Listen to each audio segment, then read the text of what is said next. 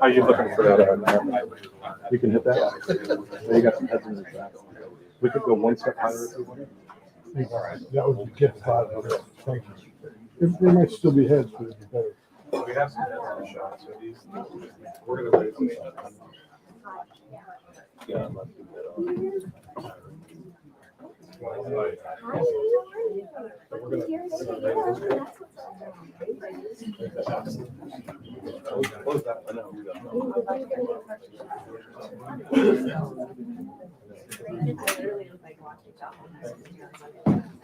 How's that?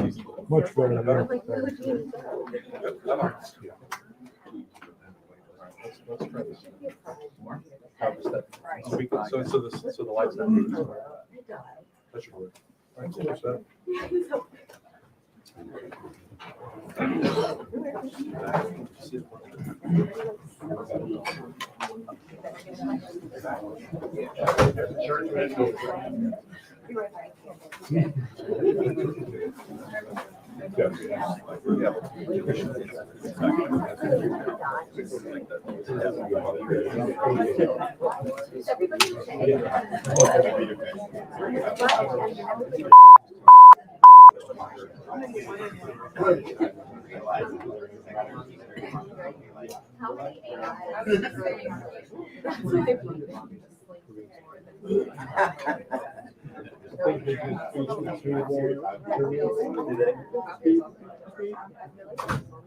I don't know if that's.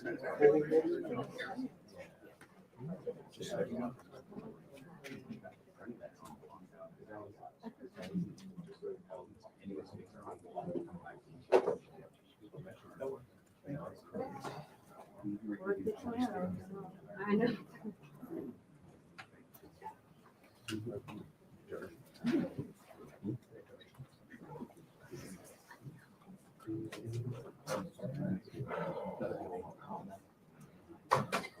Good call.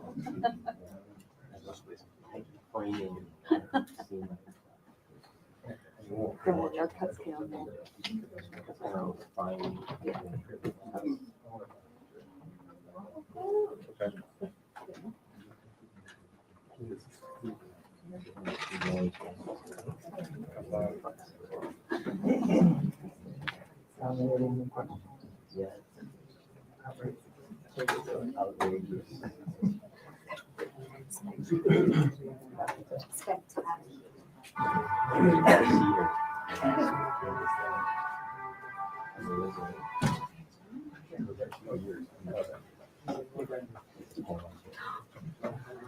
I didn't hear you. Dude, I've been using my fans so much. Game changing in this heat. Be on the metro. It literally was in this heat.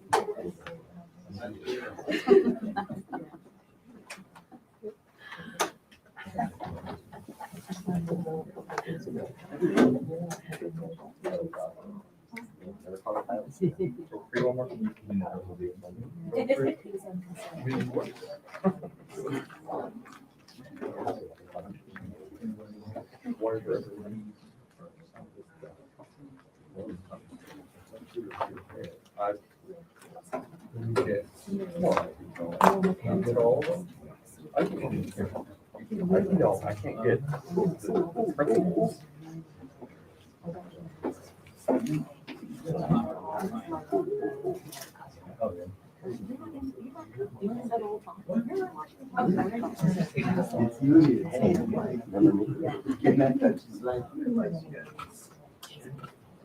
I don't know.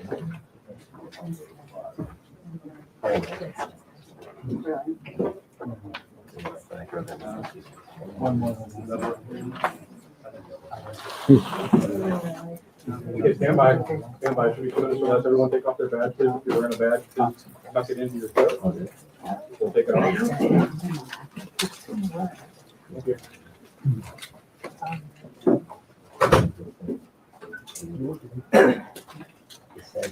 Sunday. At 9 a.m.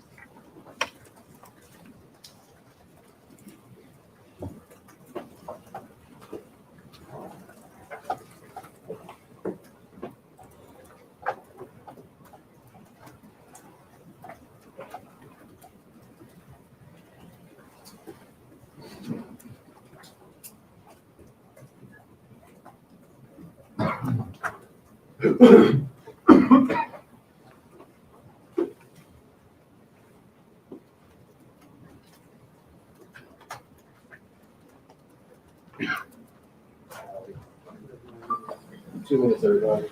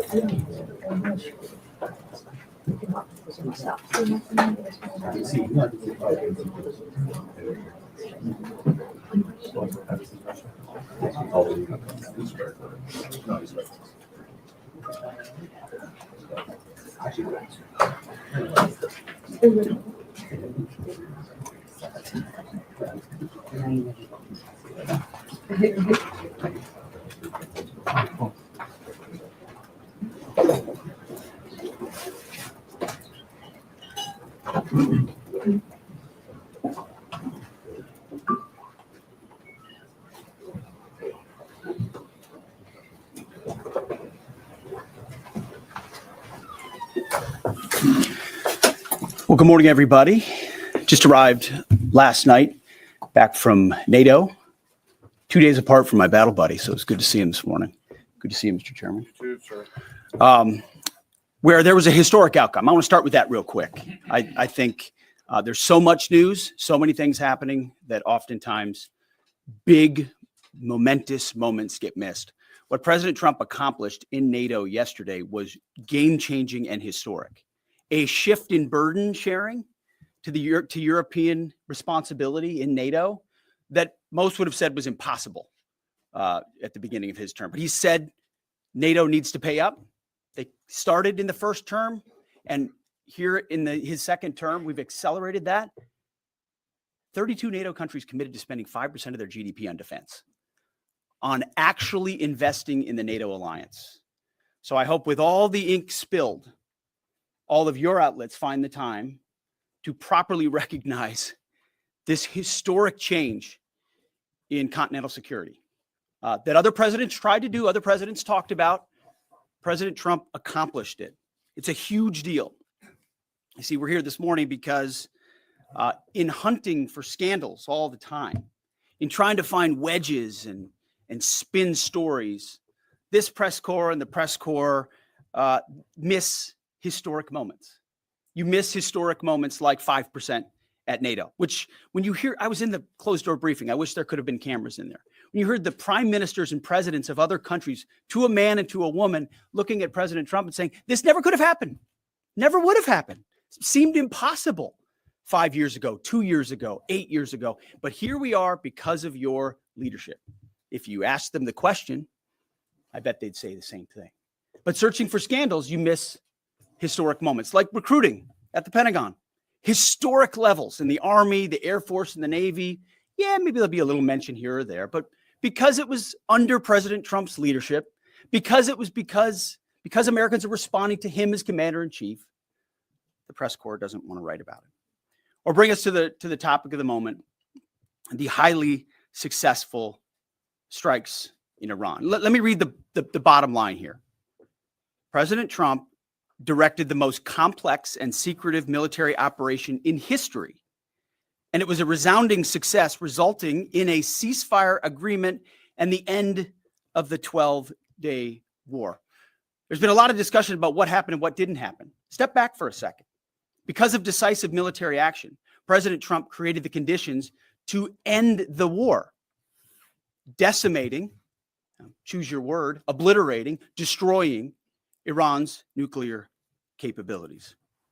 I want to read some of the assessments that have been provided, because whether it's fake news, CNN, MSNBC, or the New York Times, there's been fawning coverage of a preliminary assessment. I've had a chance to read it.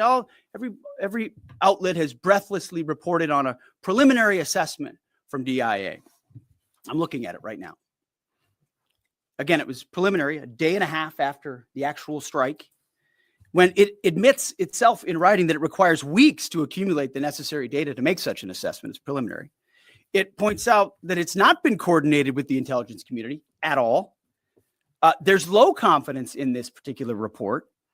It says in the report there are gaps in the information. It says in the report multiple linchpin assumptions are what this assessment, a linchpin assumption, you know what that is?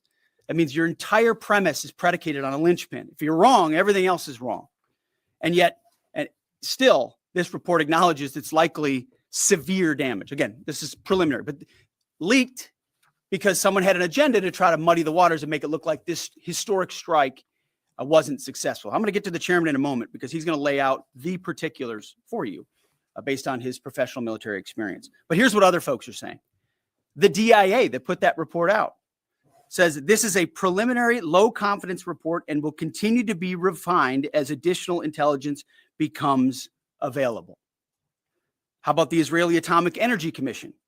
The devastating U.S. strikes on Fordow destroyed the site's critical infrastructure and rendered the enrichment facility inoperable. Have any of these quotes made their way into the New York Times or the Washington Post, MSNBC, CNN? Any of these quotes? How about this one? This is a new one from the UN, the United Nations. No friend of the United States, or certainly Israel often.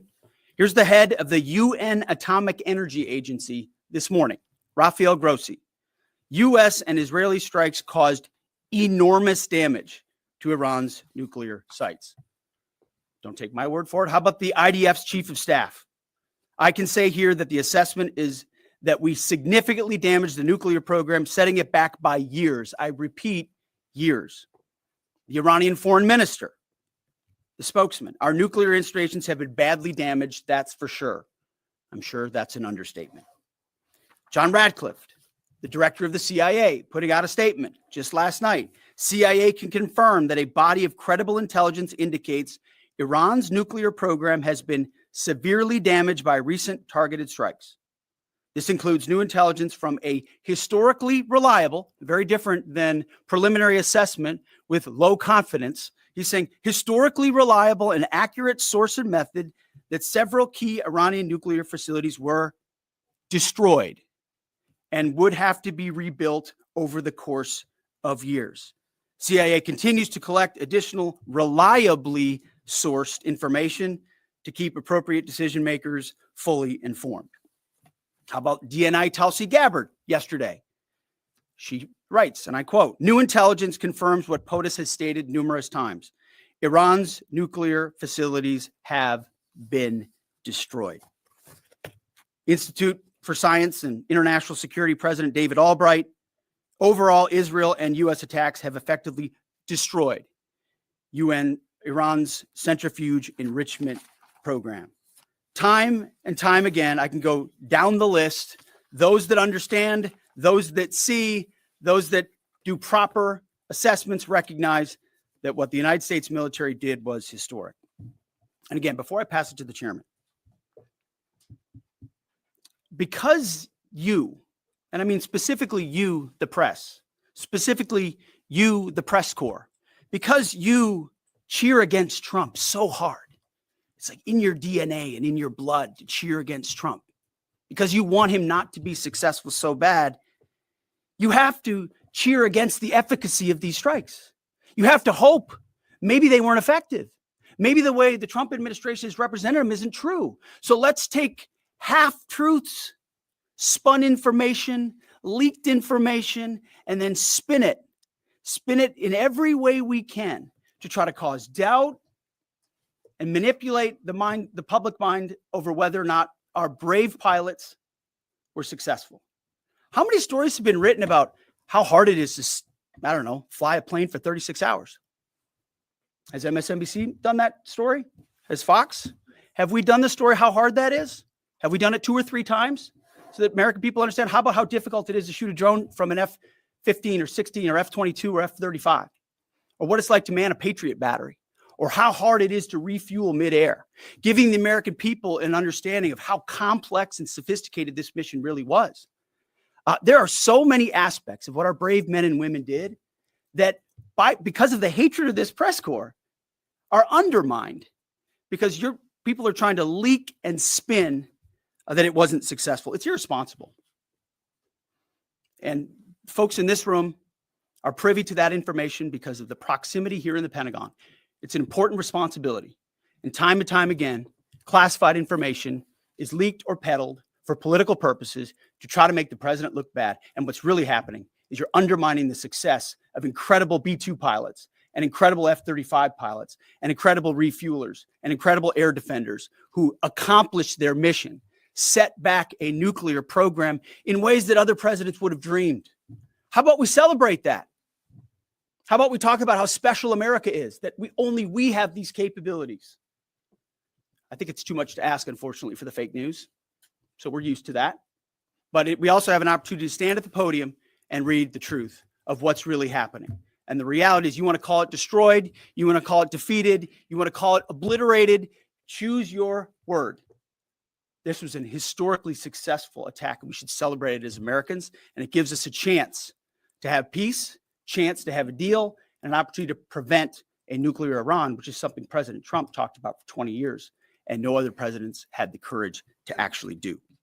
So with that, I want to hand it over to the chairman of the Joint Chiefs. They've done technical analysis on this, not just on the strike, but also on our Patriot defenders on Al Udeid. And Mr. Chairman, I'll hand it over to you. Good morning. Thank you, Mr. Secretary, and good morning, and all of you. Thank you for being here. As a follow-up to my comments on Sunday's press conference, I wanted to give you a few updates this morning on something I'm honored to do as a chairman, and that's a chance to get to talk about some of our service members and the incredible things that they do on behalf of our nation. And I apologize ahead of time for the length and the detail. Today, I'm going to brief you on a couple things. First, I'm going to talk about our air defenders at Al Udeid in Qatar and their actions on Monday. Then I'm going to walk you through a little bit about the academics that went into the attack against Fordo, the massive ordnance penetrator weapon, and we're going to show a video that highlights the effects that weapon has. Of course, nobody was down inside the target, so we don't have video from the target. First, on Monday, as the president has stated, on Monday morning, we began to receive indications and warnings that Iran intended to attack U.S. bases in the region. That morning, building on the work that CENTCOM Commander Eric Kurilla had done, and on the orders of the president, at Al Udeid Air Base in Qatar and around the region, we assumed a minimum force posture. Most folks had moved off the base to extend the security perimeter out away from what we assessed might be a target zone, except for a very few Army soldiers at Al Udeid. At that point, only 2 Patriot batteries remained on base, roughly 44 American soldiers responsible for defending the entire base, to include CENTCOM's forward headquarters in the Middle East, an entire air base, and all the U.S. forces there. The oldest soldier was a 28-year-old captain. The youngest was a 21-year-old private who'd been in the military for less than 2 years. So let's put ourselves out there for a second. Imagine you're that young first lieutenant, you're 25 or 26 years old, and you've been assigned as the tactical director inside the command and control element. You, at that age, are the sole person responsible to defend this base.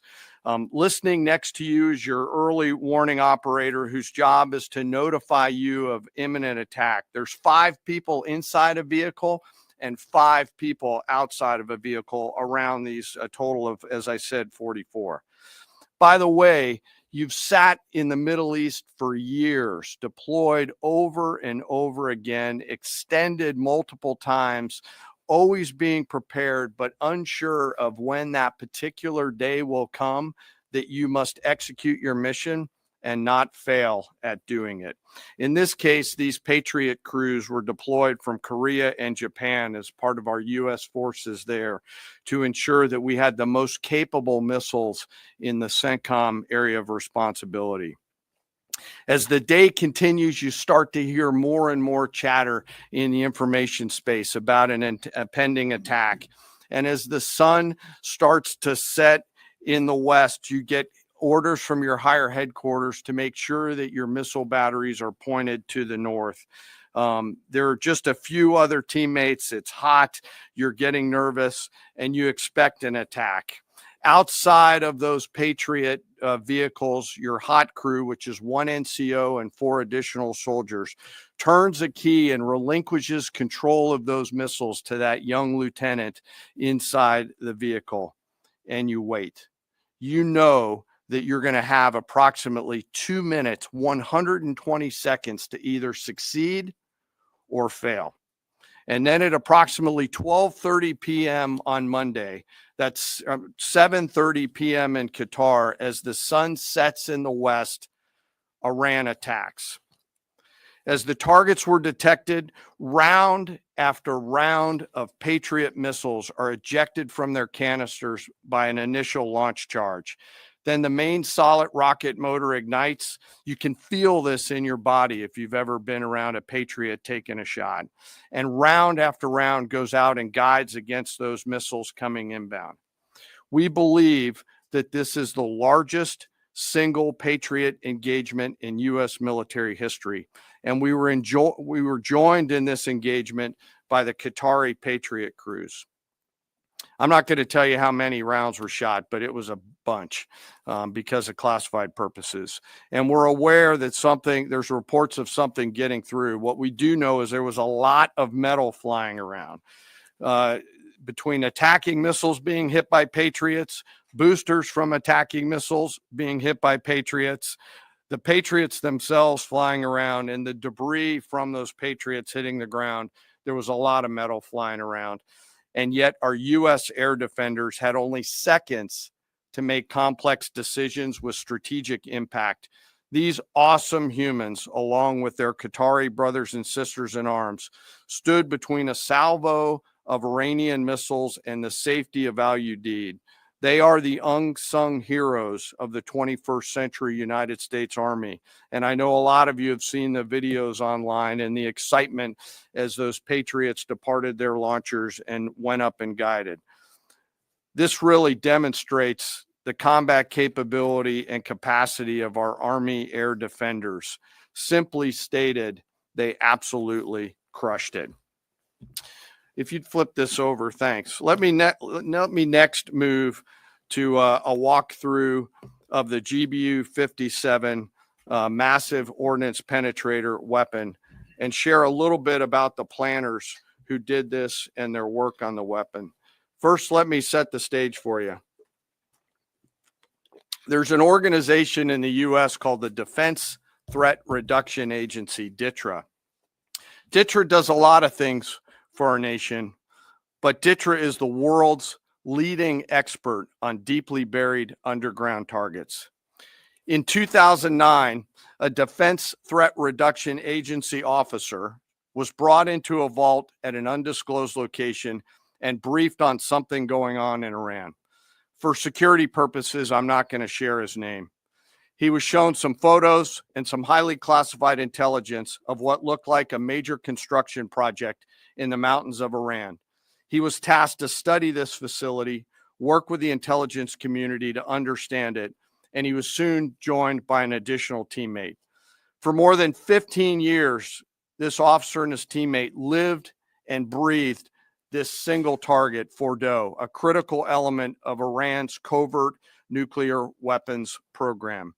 He studied the geology. He watched the Iranians dig it out. He watched the construction, the weather, the discard material, the geology, the construction materials, where the materials came from. He looked at the vent shaft, the exhaust shaft, the electrical systems, the environmental control systems, every nook, every crater, every piece of equipment going in and every piece of equipment going out. They literally dreamed about this target at night when they slept.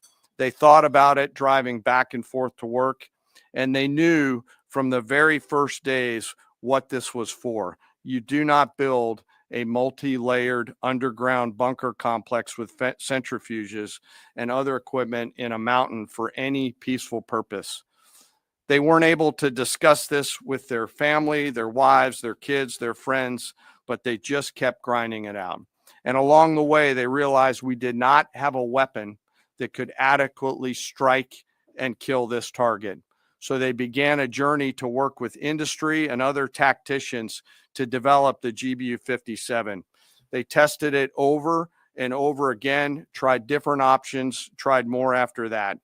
They accomplished hundreds of test shots and dropped many full-scale weapons against extremely realistic targets for a single purpose: kill this target at the time and place of our nation's choosing. And then on a day in June of 2025, more than 15 years after they started their life's work, the phone rang and the President of the United States ordered the B-2 force that you've supported to go strike and kill this target. Yesterday, I had the incredible honor and privilege of spending time with these two Defense Threat Reduction Agency officers who've given so much. One of them said, quote, "I can't even get my head around this. My heart is so filled with the pride of being a part of this team. I am so honored to be a part of this." To you both, thank you, and thank you to your families. Operation Midnight Hammer was the culmination of those 15 years of incredible work. The air crews, the tanker crews, the weapons crews that built the weapons, the load crews that loaded it. Before I run through this video today, I want to talk a little bit about weaponeering and what goes into an attack. Weaponeering is the science of evaluating a target. I mentioned all of those factors before that these two DTRA officers had thought about. Ultimately, weaponeering is determining the right weapon and fuse combination to achieve the desired effects and maximum destruction against a target. In the case of Fordow, the DTRA team understood with a high degree of confidence the elements of the target required to kill its functions, and the weapons were designed, planned, and delivered to ensure that they achieve the effects in the mission space. By the way, in the beginning of its development, we had so many PhDs working on the MOP program, doing modeling and simulation, that we were quietly and in a secret way the biggest users of supercomputer hours within the United States of America. So let me talk about the graphic a little bit. And the GBU-57, which all of you I know is a 30,000 pound weapon dropped only by the B-2. It's comprised of steel, explosive, and a fuse, programmed bespokely, each weapon to achieve a particular effect inside the target. Each weapon had a unique desired impact angle, arrival, final heading, and a fuse setting. The fuse is effectively what tells the bomb when to function. A longer delay in a fuse, the deeper the weapon will penetrate and drive into the target. So on Fordow, in June of 2008, you can see these three holes.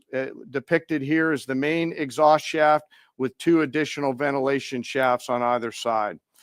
The United States decided to strike these two ventilation shafts, as seen here on the main graphic, as the primary point of entry into the mission space. In the days preceding the attack against Fordow, the Iranians attempted to cover the shafts with concrete to try to prevent an attack. I won't share the specific dimensions of the concrete cap, but you should know that we know what the dimensions of those concrete caps were. The planners had to account for this. They accounted for everything. The cap was forcibly removed by the first weapon, and the main shaft was uncovered. Weapons 2, 3, 4, 5 were tasked to enter the main shaft, move down into the complex at greater than 1,000 feet per second, and explode in the mission space. Weapon number 6 was designed on each side, so there were 6 on each side. Weapons number 6 was designed as a flex weapon to allow us to cover if one of the preceding jets or one of the preceding weapons did not work. The video I'm about to show you is a culmination of over 15 years of development and testing. As I said, hundreds of test shots on various models. This is one weapon. So if you take a view of this as 5 additionals, you'll get a sense of what this looks like. Hopefully you can see it and there's not too much reflection. Tom runs our videos out there. We'll run it at full speed so you can see it and then go back through it. Go ahead, Tom.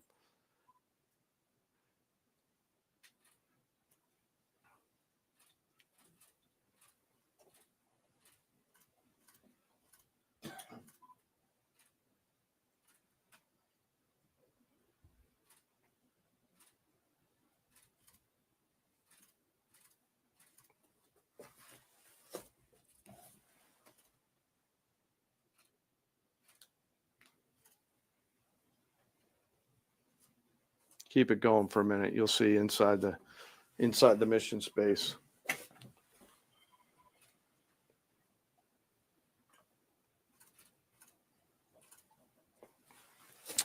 Unlike a normal surface bomb, you won't see an impact crater because they're designed to deeply bury and then function. I know there's been a lot of questions about that. All 6 weapons at each vent at Fordow went exactly where they were intended to go. A bomb has 3 effects that causes damage: blast, fragmentation, and overpressure. In this case, the primary kill mechanism in the mission space was a mix of overpressure and blast, ripping through the open tunnels and destroying critical hardware. The majority of the damage we assessed based on our extensive modeling was a blast layer combined with the impulse extending from the shock. Imagine what this looks like 6 times over. A point that I want to make here: the joint force does not do BDA. By design, we don't grade our own homework. The intelligence community does. But here's what we know following the attacks and the strikes on Fordow. First, that the weapons were built, tested, and loaded properly. 2, the weapons were released on speed and on parameters. 3, the weapons all guided to their intended targets and to their intended aim points. 4, the weapons functioned as designed, meaning they exploded. And we know this through other means, intelligence means that we have, that were visibly, we were visibly able to see them. And we know that the trailing jets saw the first weapons function, and the pilots stated, quote, "This was the brightest explosion that I've ever seen. It literally looked like daylight." Let me now turn to the bomber crews themselves, give you a few details about them. The crews that attacked Fordow were from the active duty Air Force and the Missouri Air National Guard. The crews ranked from captain to colonel, and most were graduates of the Air Force Weapons School headquartered at Nellis Air Force Base in Nevada. I will state for the record that there is no beach volleyball or football at the Air Force Weapons School. There were male and female aviators on this mission, And a crew member told me when I talked to them on video the other day that this felt like the Super Bowl, the thousands of scientists, airmen, and maintainers all coming together. One last story about people.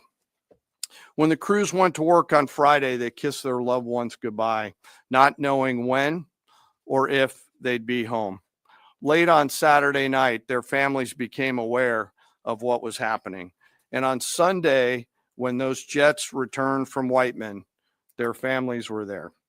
Flags flying and tears flowing. I have chills literally talking about this.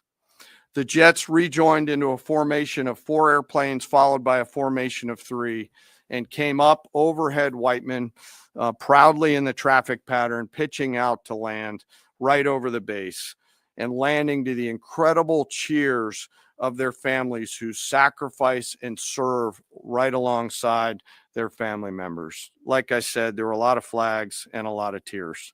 One commander told me this is a moment in the lives of our families that they will never forget. That, my friends, is what America's Joint Force does. We think, we develop, we train, we rehearse, we test, we evaluate every single day. And when the call comes to deliver, we do so. I could not be more proud standing up here today of our Joint Force. I'm filled with gratitude that I get to tell their story. And as we stand here right now, our forces remain on a high state of readiness in the region, prepared to defend themselves.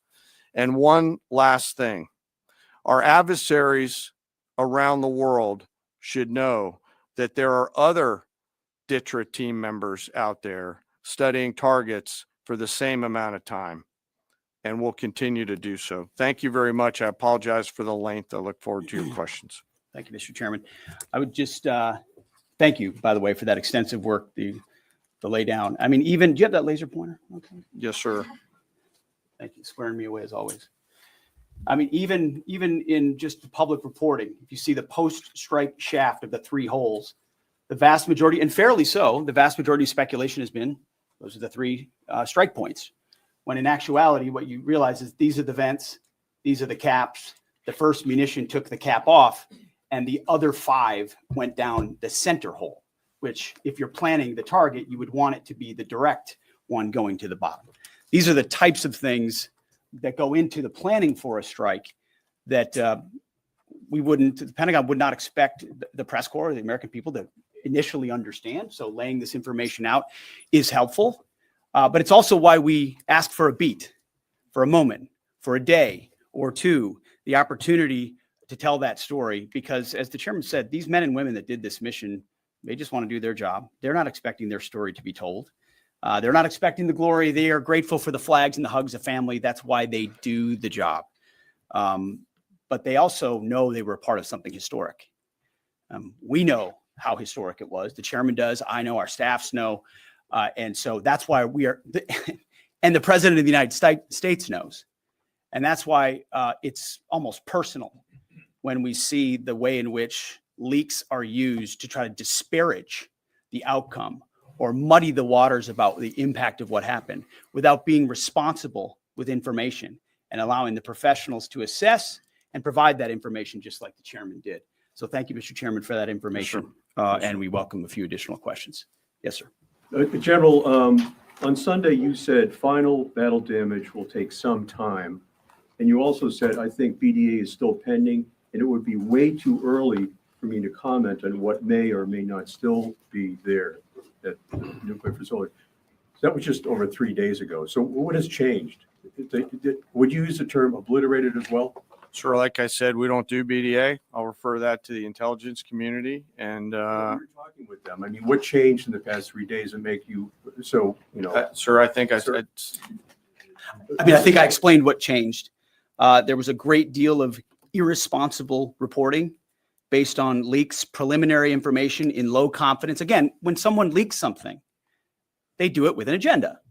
And when you leak a portion of an intelligence assessment, but just a little portion, just the little portion that makes it seem like maybe the strike wasn't effective, then you start a news cycle, whether it's the Washington Post or Fox News or CNN or MSNBC, you start a news cycle that starts to call into question the ethics. No, that's why. So you bring the chairman here, who's not involved in politics. He doesn't do politics. That's my lane to understand and translate and talk about those types of things. So I can use the word obliterated. He could use defeat, destroyed, assess, all of those things. But ultimately, we're here to clarify what these weapons are capable of, which anyone with, two eyes, some ears, and a brain can recognize that kind of firepower with that specificity at that location and others is going to have a devastating effect. So we all recognize there will be days and weeks ahead. That's why yesterday I said, if you want to know what's going on at Fordo, you better go there and get a big shovel, because no one's under there right now. No one's under there able to assess, and everyone's using reflections of what they see. And that's why the Israelis, the Iranians, the IAEA, the UN, to a man and to a woman who recognize the capability of this weapon system, are acknowledging how destructive it's been. So that's what's changed. Just 3 or 4 days later. What See, changed? this is a point. This is how difficult it is to actually manage. You just watched a video of what this weapon is capable of. That's where we find our confidence, is in the skill of men and women and the capability of the systems they employed, and the recognition so far in the reflections that it was a highly successful mission. Sure, I think you could, I'd say go out, the IC should be able to help you answer that question. They look at a variety, as the Secretary has alluded to, we look at a variety of things. I don't do that. They do, all different sources of intel, which I'd refer you to them to get clarity on the end state. So again, I go back to the IC, whether it's Director Radcliffe or ODNI Gabbard. I read the statements at the beginning. They're the ones aggregating the intelligence, and they're saying nuclear facilities were destroyed and would have to be rebuilt over a number of years. Facilities were destroyed. What do we got right here? So you cited a body of credible intelligence to suggest the damage at Fordo and other places. What is that referring to, and when can we see it? I was reading from the CIA director's statement, which came out last night. CIA, again, they do the BDA, they do the assessment. CIA can confirm that a body of credible intelligence indicates, it also goes on to say, new intelligence from historically reliable and accurate sources and methods. Now, you can imagine the CIA director is going to be very careful about how he articulates things of that sensitivity. Classified, secret, top secret, compartmentalized. He's going to know things that you're not going to know, that the press isn't going to know. And he's reflecting that the sources he's seeing are highly credible. They've given credible intelligence. They or those processes have given credible intelligence in the past. And that's what he's basing it on. You think we need to see that? Do you have a top secret clearance, sir? Eventually, Okay. the American public wants Yes, to see sir. it. Yes. Yeah, you. I wanted to ask briefly just No, not you. Checkered shirt. Oh. There.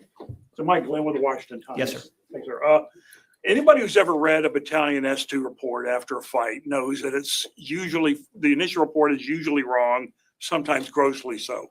Has what happened in this incident caused y'all to sort of rethink the intelligence process or the dissemination, or do you think it's just a matter, if the process itself doesn't require any more adjustment?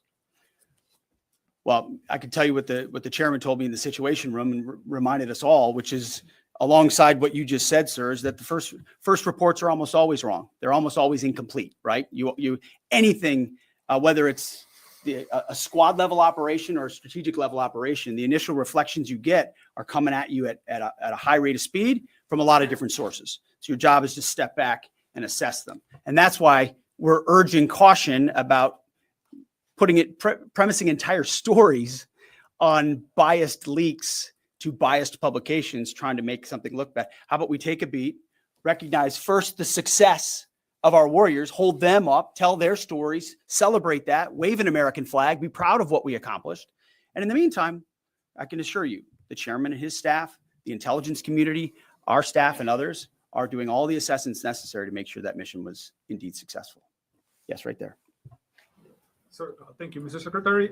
Iran has recognized that their nuclear program was indeed severely damaged, but they also said that the U.S. strikes only strengthened their ability and their determination to complete their nuclear program. How do you respond to that, sir? Is that a provocation from Iran? Well, I would say Iran's going to have to say a lot of things right now in order to bolster their image, especially internally. In the media, there's a lot of things they'll say for domestic consumption. But we're watching very closely what they do. Again, that's the intel community. Our job as the chairman, I mean, the chairman laid it out so beautifully. Our job is to be prepared. And how proud are you? How proud am I?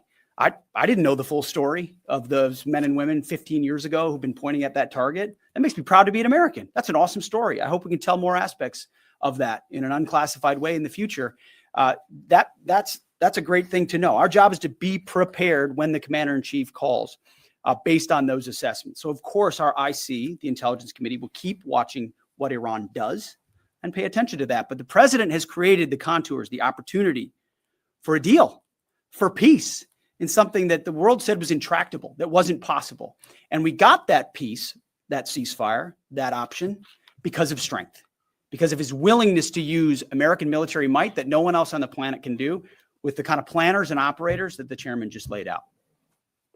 Yes, sir. Right there. Yep. Yes, sir. Just a quick question. There's public imagery available saying that highly enriched uranium was moved out of Fordo before the strikes. Is that accurate? Have you seen that?